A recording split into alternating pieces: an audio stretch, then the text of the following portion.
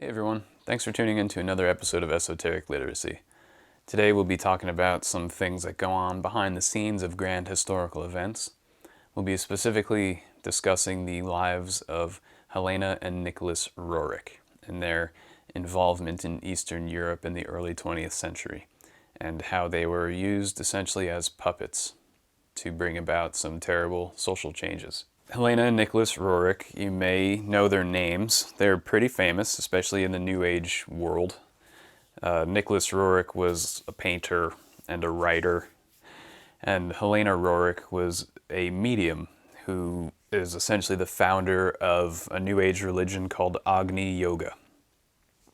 And this Agni Yoga was dictated to her by someone who claimed to be Mahatma Morya. She was a medium who could receive telepathic messages, and so she does not take credit for writing Agni Yoga and the 14 volumes of their doctrine, but that these volumes were dictated to her by a man called Mahatma Morya, or a man who took the name. Now, before we get into the Roerichs, it's important to put them in context, so I have to discuss a little bit about Helena Petrovna Blavatsky. She was another Russian. The Roerichs were from Russia, and Blavatsky was also from Russia. And Blavatsky, you probably know who she was. She was another medium with telepathic sensitivities, and she was also dictated to by individuals claiming to be Mahatma Morya, Kut Humi, and Jwal Kul. She was a good person, honestly. She was an honest person, a courageous person, a generous person. So my criticisms of her are not in regard to her morality. It's just I believe she was naive and undiscerning, and she could not notice when she was being taken advantage of. She had written a book, or rather a book was dictated to her. Her first one was called Isis Unveiled, and it's a very famous book in the New Age world, and only about 1/3 of it is authentic, real spiritual teachings. The first third was dictated to her by Mahatma Morya, the actual spiritual master named Mahatma Morya. Mahatma means great soul in Sanskrit. As this book was being dictated to her over the weeks and months, she would talk about the teachings with her friends and associates, and she kind of put her own spin on it. She didn't characterize the teachings in the unbiased way that they were being dictated to her. She kind of misunderstood them, and she was just a bit frivolous with how she taught these teachings that she was writing, and because of this sort of naivete, these ascended masters, I don't know if they're ascended masters, but these spiritual leaders abandoned her and stopped dictating the book to her. She used her she was slightly clairvoyant, but mostly a medium, to get into like all kinds of secret societies in her life, including Freemasons, and then these secret societies began exploiting her for her talents. She realized she was being exploited, so she pulled herself out of all of these secret societies, and in response to this, these secret societies, including Freemasons, were afraid of what she learned in her time there, so they put her under what is known as occult imprisonment. This is basically, they performed a type of ceremonial magic, which sort of closed her soul in the astral world, kind of closed her soul in on itself, so she couldn't express her thoughts. She couldn't speak what she wanted to speak. She was a teacher of spiritual knowledge, and she was now unable to teach what she knew because of this occult imprisonment. Sort of her thoughts and speech and expressions were kind of just reflected back in on her, and she couldn't really speak very articulately. A group of people rescued her from this occult imprisonment. These people claimed to be Mahatma Morya, Kut Humi, and Jwal Kul, but they are not. They were imposters who stole those names. But Blavatsky did not notice that they were imposters. She thought they were the same spiritual masters that she had been being dictated to all along. She didn't know that they had abandoned her. She didn't know that these new ones were imposters. So she gets rescued from them. She's very grateful, and then the dictations continue. She finishes Isis Unveiled. She goes on to write, or these imposter Mahatmas go on to write the so-called Secret Doctrine, the Stanzas of Gian, and all of the other books that Blavatsky produced in her life. They were dictated to her by these false Mahatmas, these imposters. And you can tell, you can read the first third of Isis Unveiled, and then you can continue reading it, and you see what was once true, authentic spiritual teachings that included Christ, they included the Western spiritual traditions, and then all of a sudden, through the rest of the two books, the two-thirds of that book, there's no more mention of Christ, there's no more mention of the Western tradition, and it's completely Eastern, and even somewhat materialistic. This is how you can tell that something happened. And of course, Rudolf Steiner speaks about this at great length in his lectures about these false Mahatmas. He's given many lectures between the years of 1908 and 1925 about these false left-handed occultists. He calls them left-handed or left-oriented occultists. And left-handed means like severe, evil, selfish, materialistic, that sort of thing. You have, if you understand occultism and the tree of life, which is like your spiritual development can be envisioned as a tree of life. There's a left-handed path, a right-handed path, and a middle path. And the left-handed path is like an evil path for selfish materialists and tyrants, essentially.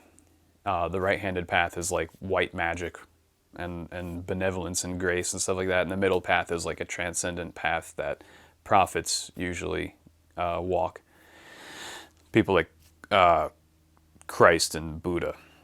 Most people prefer the right-handed path because it's just kindness and generosity and selflessness, and it's I don't want to say it's easy, but it's simple. It's important to understand that these imposters now were dictating to Blavatsky, because when Blavatsky died, this is when Helena Roerich sort of stepped in, and she claimed that she is the true successor of Blavatsky, and that now Mahatma Morya is dictating to her.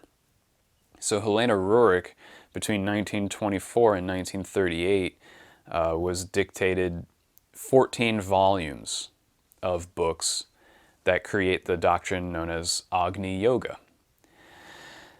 She actually met this Morya, this guy who took the name Morya, in London in 1920. March 24th of 1920, she met this person, and this was her initiation into Morya's sort of discipleship. She was, being prepared to eventually dictate these books. Morya was making her dependent on him.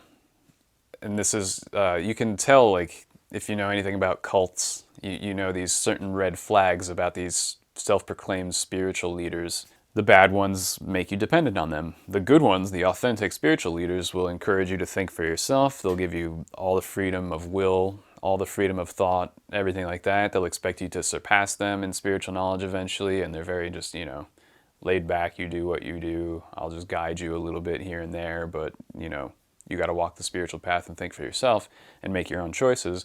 The bad cult leaders, the cult leaders, they will make you dependent on them. They'll make you think they are God, that they are absolutely necessary for your spiritual well-being, that you can't understand anything without them. And right off the bat, this so-called Morya was making Helena dependent upon him. At this meeting in London, he claimed that Agni Yoga was the synthesis of all yogas, and that she should not teach, or that she should not learn anything else, that she wouldn't have to study any books or any old scriptures or from any other teachers, because Agni Yoga is all of the yogas plus more, so there's no point in looking anywhere else. Just listen to what I have to tell you. It's the absolute truth, and don't question it. And Helena, being like an arrogant narcissist and a naive fool, agreed to this. She felt like, oh, I'm chosen by this great spiritual master, so she didn't question it. She loved how it made her feel. It really stroked her ego and stroked her narcissism, and so she and her husband, Nicholas, never questioned it. They felt that they were prophets, that they were chosen for a special mission to change the world, and they loved it. They absolutely loved it and didn't want to question it. It gave them such a sense of power and purpose that doubting this so-called Mahatma never once entered their mind. And from 1920 to the ends of their lives, Nicholas died in 47, Helena died in 51. One of her sons, Yuri, died in 1960, and Svyatoslav died in 1993. And their whole lives, they're entirely dedicated to this so-called Mahatma, this imposter, left-handed occultist who they believed was some infallible ascended master. Morya went so far as to even essentially claim that he was God, or the most powerful being in the universe. You can read in one of the volumes of Agni Yoga, Morya dictated to Helena, "I am your strength, I am your knowledge," things like that. "My ray is your breath, my house is your refuge, my wish is your law. Enter into life in my name, and you will conquer the darkness, for I am your protector, friend, and father. I shall set you at my gates, you shall speak in my name, and my word shall be with you." And he capitalizes the M and my in all of these, passages. And you can hear the insane megalomania of this Morya guy. Now, compare that to John chapter 5, verse 43 in the New Testament, where Jesus says, "I have come in the name of my Father, and you do not receive me. But if someone else comes in his own name, you will receive him."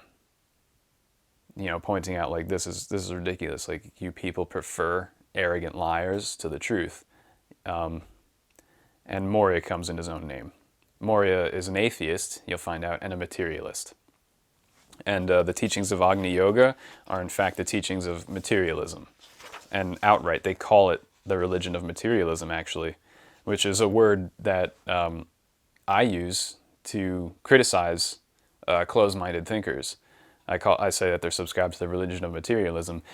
And Helena Roerich was proud of teaching this religion of materialism, that they use the word materialism quite a lot in these 14 volumes of Agni Yoga. For instance, there are some quotes here, and these quotes can be multiplied so much. I'm just going to tell you a few, because if we get into the materialistic quotes in Agni Yoga, I'll basically be reading all 14 volumes to you. But some of the more interesting ones were, "It is impossible to think of a mystic or metaphysician as being behind our walls," meaning like in our community, in our religion, behind our walls. So they're against mysticism, they're against metaphysics right away. "The nature of materialism has a particular mobility and does not fail to encompass any of life's phenomena," which is absurd. They believe thoughts are material. They believe that telepathy is actually like, there's a thought matter that is transferred from one person's brain to another person's brain. You know how ridiculous that seems? And like, if you notice quantum physicists today, or since the 1960s, who have been studying telepathy, they also believe that. They believe thought is a substance. It's weird. So yeah, those are just a couple of quotes. And those are just the most obvious, flat out, they agree with materialism. But all of Agni Yoga, you could just study it all and just see right off the bat that it all endorses the materialistic worldview. So these books were dictated to her for, I think, about 15 years or so. And between the years of 1925 and 1928, Helena, her husband Nicholas, and their two sons Yuri and Svyatoslav went on a journey through Asia, through Mongolia, China, Tibet, India, and kind of back and forth between Russia. Their journey was interrupted once or twice to go back to Moscow. And this journey was very, very interesting. They claimed, the Mahatma, the imposter guy, told them to go on this journey and told them where to go. And during this journey, a few of the volumes of Agni Yoga were dictated to Helena. But this journey took them to a few different places, including Tibet, and they claim that they went to Shamballa, the earthly Shamballa, as they called it. That it was an actual place, a physical location, like a big monastery in some inaccessible valley in the Tibetan Himalayas. And that this is where the Mahatmas live. This is where, like, all the ascended masters live, including the king of the world. If you're familiar with René Guénon's esoteric research, he wrote a book called The King of the World, and there are many theories as to who that is. He's usually referred to as Maitreya. Again, I think in my opinion, that's an imposter name. They stole the name Maitreya and appropriated it to themselves to confuse everybody. But anyway, they claim to have actually been to Shamballa in Tibet, that the guardians of Shamballa brought them there. And there they received a fragment of a meteorite. This meteorite apparently crashed to the earth, and it came from the Orion constellation. And it crashed to the earth thousands of years ago, millions of years ago. It's unclear. They don't say. And a fragment of the stone was given to Helena and Nicholas Roerich to accompany them on the rest of their Asiatic journey. This stone, this meteorite that is in Shamballa, is known in legends as the Cintamani Stone. If you're familiar with these legends, I'm sure you've heard of that. And these imposter Mahatmas who apparently live in this actual building in the mountains, they do services to this stone every night, like religious services around the stone. And they believe this stone is it has some type of intense spiritual power that emanates from the Orion constellation. It's interesting to note that if you're into UFO lore, modern UFO and ET stories, abduction stories, encounter stories, and all of that, if you look into the associations with Orion, you'll find Orion is the home of evil aliens that were taken over by an artificial intelligent machine god thing, and now they go around and conquer the universe. Whether it's true or not, I don't know, but whenever you look into Orion associated with modern mediums, modern trance channelers, modern UFO experiences, modern alien encounter experiences, Orion is always associated with this evil conquering empire of materialist computer worshipping Borg, kind of, like from Star Trek, the Borg. So it's just interesting that Agni Yoga is extremely materialistic, and here they have a stone that's apparently from Orion. I don't know, it's just a strange association that kind of clicked with me. I don't know if there's anything to it, it's just something to think about further. So this stone, fragments of this stone have been given out throughout history. Morya claims that fragments were given to people like Moses and Solomon and Alexander the Great and Tamerlane, Jason of the Argonauts. They say the Buddha had a piece of this stone, and they also say that Helena and Nicholas, in their past lives as German royalty of the 13th century, also possessed a fragment of the stone back then. So they say that the stone accompanies, grand historic events, and it connects them to the powers that emanate from Orion, which gives these historical events their success and their meaning. It's a bit bizarre, but that's the more modern take on the legend of the Cintamani Stone. The Roerichs claim to have actually had a fragment of it and carried it around with them. They had it they kept it in a little box, and when they were camping out or staying at a hotel or whatever, they would put it on a little shrine, and there's a cloth that they embroidered on the shrine that said, "With this you will conquer." Kind of weird.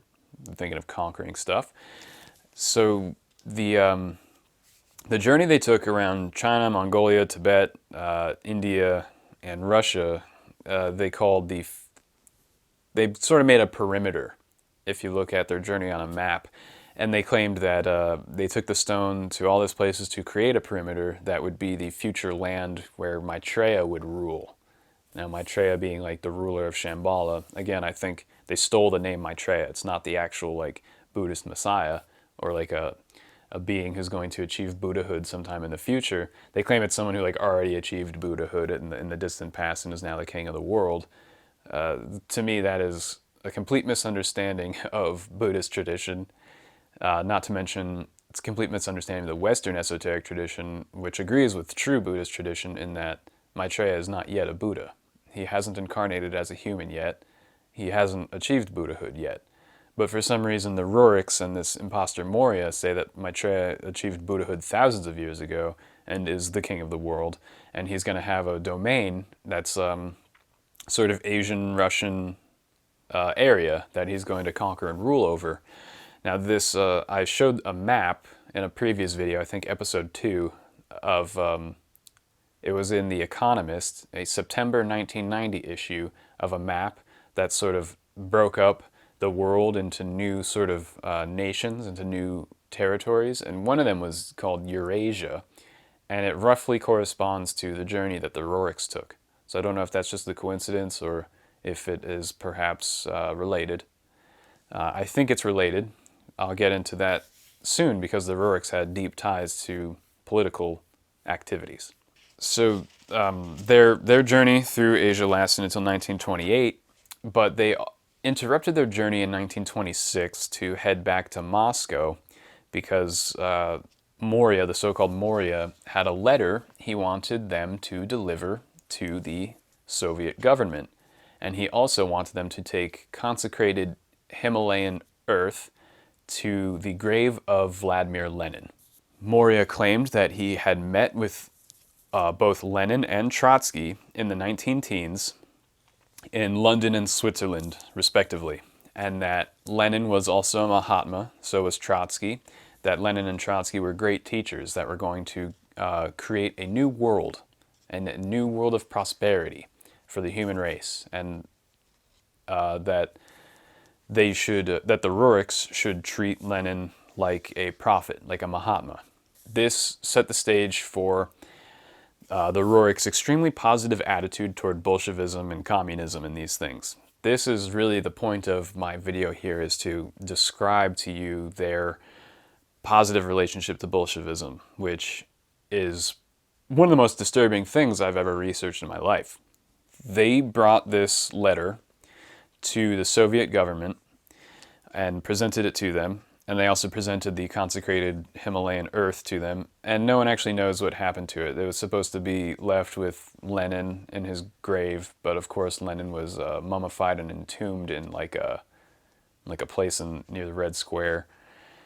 So there wasn't really a place to put the earth, and no one knows what became of the Himalayan earth.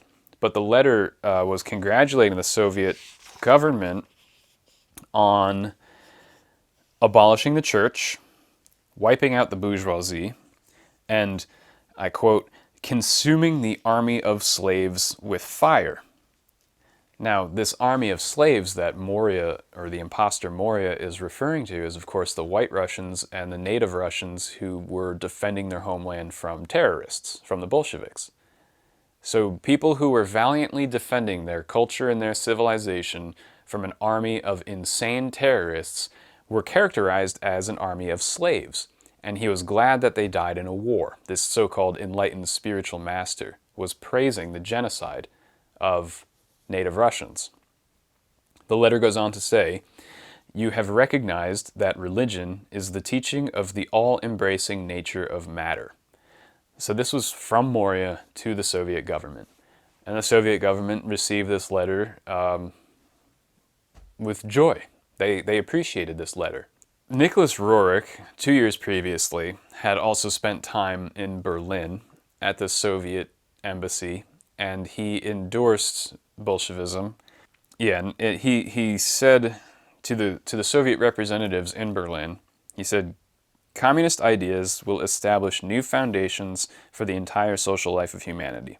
The Mahatmas believe in the future of Soviet Russia." This statement earned him the full support of Moscow. This is why, he was allowed, this is one of the reasons why he was allowed entry in and out of Russia and between Asia and Russia. And the thing is, the Roerichs on their Asiatic journey were carrying an American flag with them. An American flag was always flying overhead on their expedition train. Not a train, a train like a convoy of people.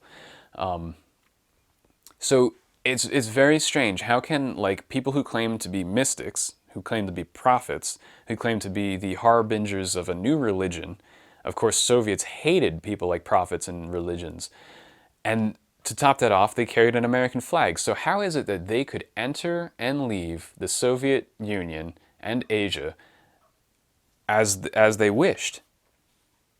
You know, like in any direction they chose, at any time they wanted. How is it that these people could be allowed entry and exit of the Soviet Union so freely? I mean, think of this. This was Soviet Russia in the 1920s and 30s.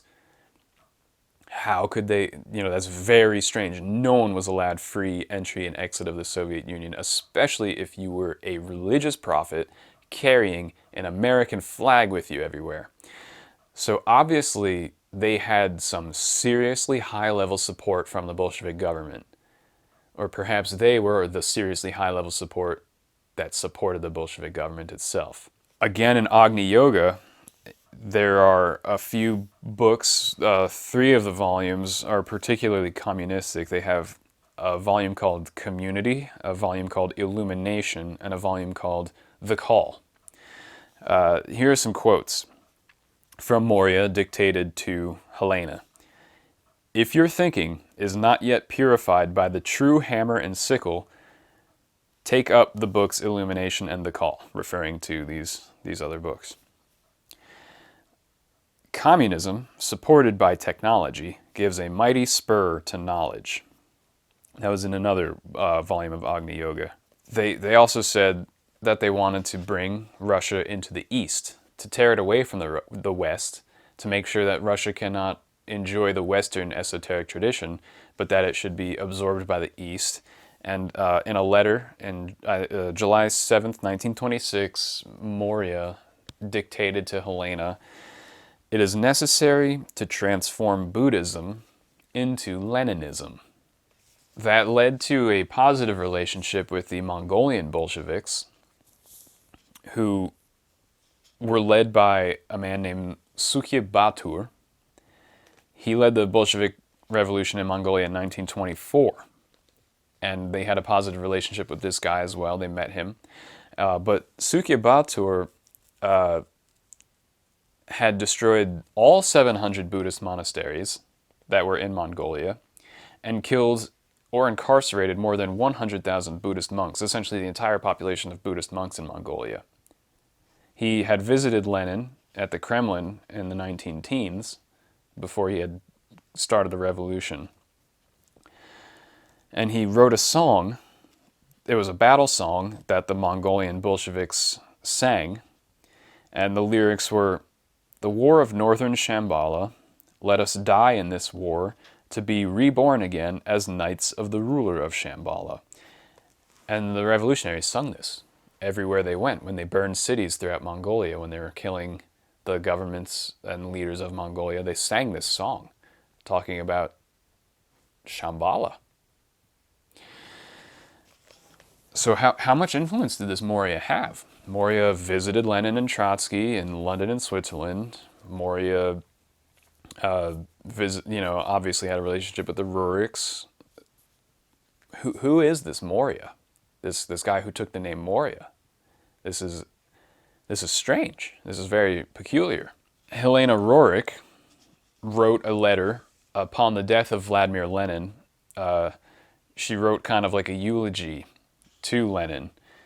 She described him as the ideal leader and said that future ideal leaders should firmly and completely regulate the social, economic, political, and religious life of the people.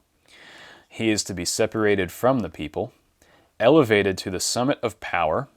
His very appearance should be like a festival for the people. His intentions are to be an inviolable secret to all of his subordinates. He is to be obedient. He is to be an obedient instrument of the will of the hierarchy, who are secret to everyone but him. This coincides with a quote in the 4th volume of Agni Yoga that Helena wrote, that she openly declares that the whole world is subjected to the decrees of the international invisible rulership, and that Lenin was one of their visible leaders. In other words, Lenin was a puppet of these Shamballa imposter Mahatmas. and that they have an international invisible rulership that influences events. So going back to the letter that the imposter Morya wrote for the Soviet government, he goes on to say, "We know a lot will happen in the years 1928, 1931, and 1936. That's a direct quote. He named these 3 years specifically. Now this letter, of course, was written in 1926, so a couple of years before 1928. And then if you glance at the history of the Soviet power structure, in 1928 was when they began the forced collectivization of all land and property and the eradication of the peasantry through murder and incarceration. So 1928 is when the Soviets stole everything, looted all of Russia, and took everything for themselves. 1931 is the industrialization of Russia, basically turning the entire country into a big old polluted prison camp. And then 1936, the last year that Morya mentions in the letter, was the first wave of Stalin's reign of terror. There were executions by the millions, incarcerations by the millions without trial or investigation. It's very strange that Morya would like prophesy these things as like being part of the progress of Russia. And then, so in 1937 and 1938, Helena wrote some letters to her American groups, her American students, saying that all events will be only for the best for the new land. She called Russia, Bolshevik Russia, the new land. She thought this revolution was great, was going to bring prosperity and everything, and she called it New Russia, the new land. And she completely endorsed the Bolshevik Revolution. So she told her American students, all events will be only for the best for the new land. Another quote, "The stars predict eternal prosperity for the new land." Now these were written in 37, 38 when these terrible things were happening in Russia. Another quote, "We take all outward appearances calmly, for the essential reality will remain unchanged. Truly the temple of the spirit will soon be established." So this lady sounds insane. There's a genocide of the Slavic people occurring.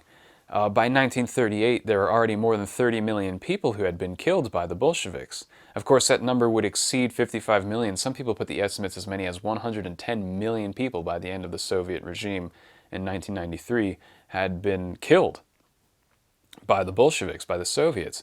And here you have this self-proclaimed prophetess saying that, like, oh, we should just take this all calmly. Like, oh, don't worry that there's a complete destruction and murder of an entire civilization occurring. It's for the best. It'll be fine.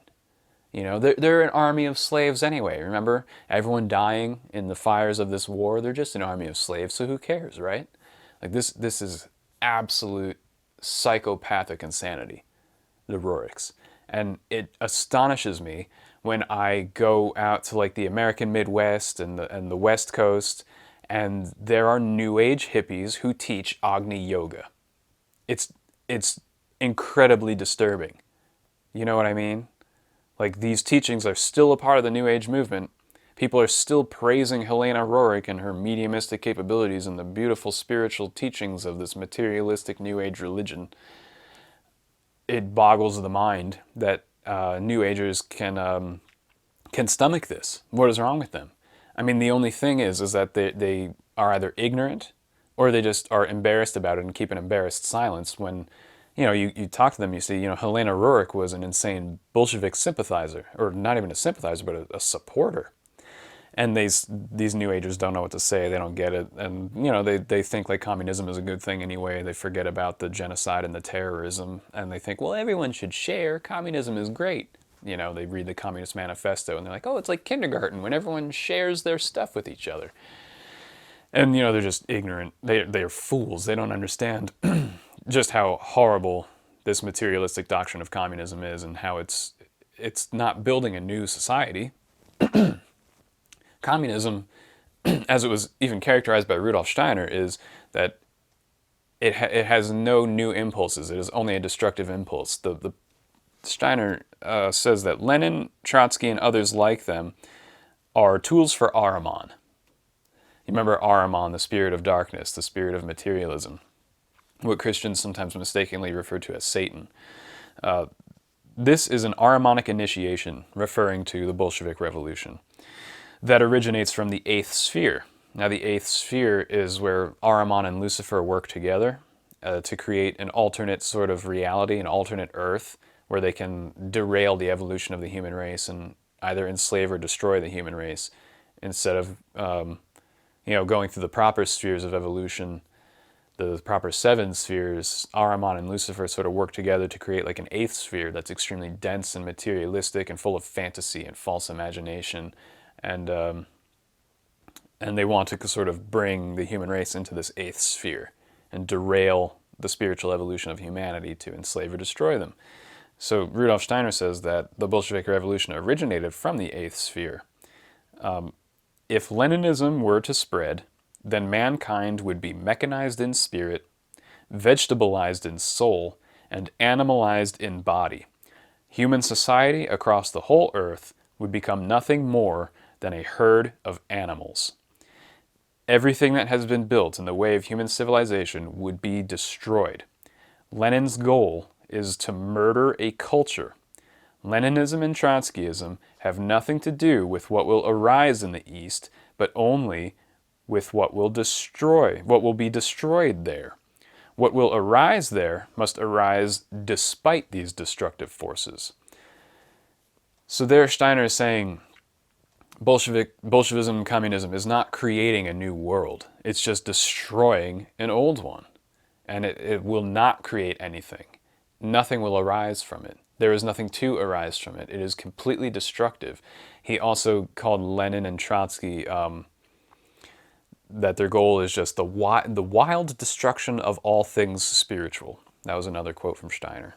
It's just these connections are quite interesting to me, that you get a lot of like conspiracy theorists that talk about the Illuminati and stuff going on behind the scenes, and like black magicians controlling politicians and stuff. And it's like, here is extremely well documented evidence. The letters from Morya are actually in the Soviet archives and can be accessed, that letter that I quoted before. And the fact that the Roerichs had so much support, that they had free movement in and out of the Soviet Union, I mean, that's evidence. It's not just a conspiracy theory of these occultists controlling politicians and creating war and genocide and bloodshed and terrorism. In this case, this is a documented, well understood fact that a crazy lady who heard voices in her head and wrote those voices down influenced the Bolshevik Revolution and encouraged it to do what it does, and wants that sort of materialistic communism to spread out through the world because she believed it was the spiritual destiny of the human race. She was called by Morya, this imposter Morya, she was given a name when they supposedly had visited Shamballa, and that name was Urusvati, which means the light of the morning star, or the light of Venus. And they would say things like, Urusvati understands Agni Yoga perfectly. Urusvati is in complete and constant congress with the ascended masters and stuff like this. And she, the masters were just stroking her ego, buttering her up, to the point where Helena's students called her like the avatar of the mother goddess, the prophet of the destiny of the world. What else did they call her? They called her the world mother, the great cosmic being. Like, oh my God. They thought she was like an avatar of God. It was crazy. And she never denied it. She went with it.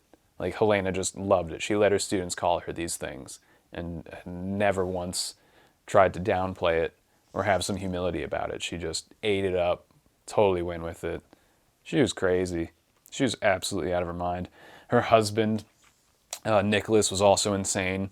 He would dress up like the Dalai Lama, and he had like his son paint him as the Dalai Lama sitting in front of the palace at Lhasa, the temple, where the Dalai Lama lives, the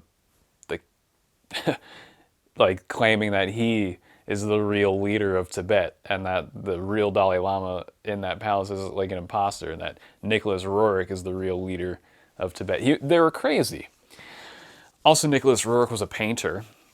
In 1923, a museum was founded in his name, the Nicholas Roerich Museum in New York City. And his paintings are extremely ahrimanic. You know, they're all stones. They're all just jagged, flat, dull stones. Even the sky and clouds in his paintings look like stones. Even the fire, there's some fires and like some flames in a couple of his paintings, and they just look like yellow pointy stones. Everything is so dense and heavy and stone-like. And of course, Ahriman being the spirit of matter, the spirit of materialism. You know, when Rudolf Steiner used his spiritual clairvoyance to observe Ahriman, he said it felt like the air itself was mineralized. He felt that everything was just getting heavier and heavier and was turning to stone. And here you have Nicholas Roerich, whose paintings are extremely stony. And you can go to the museum. It's free admission, open to the public. In New York City, I think it's on the Upper West Side.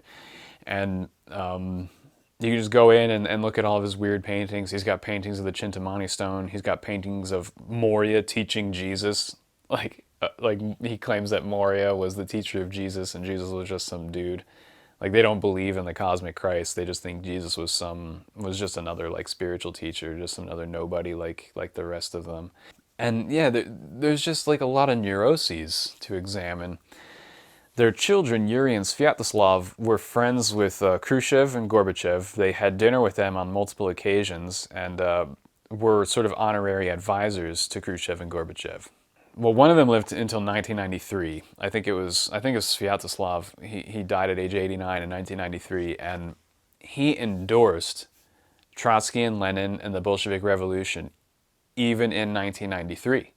He wrote like a foreword to some book, and it was just all endorsing the Great Revolution and you know, poo-pooing all the counter-revolutionaries. And it's like, dude, do you know what year it is? Like, it's 1993. There is not a single human being who is still in favor of Bolshevism, and he's still endorsing it. You know, it's it's crazy. These people were out of their minds, and they apparently had a lot of influence over the 20th century Eastern European governments.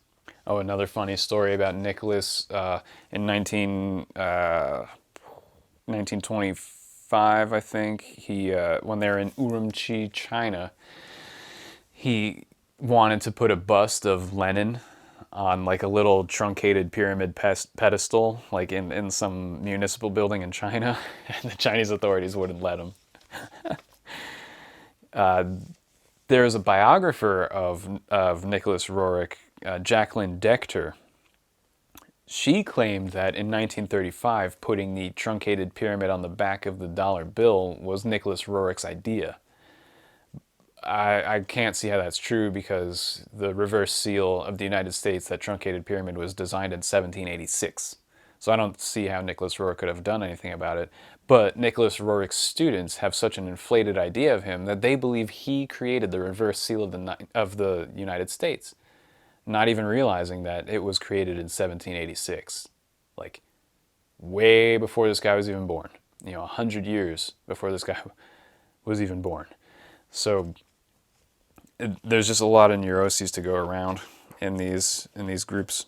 So to kind of wrap it up, you know, you have to be careful with these New Age teachings, especially coming out of the late 19th, early 20th century with the sort of Blavatskys and the Roerichs and the Baileys. Like Alice Bailey was another successor to Blavatsky. Alice Bailey also was dictated by these Mahatmas, these false Mahatma Morya, and she carried on the traditions of Agni Yoga up until the 1960s or 70s. And you have to be very careful.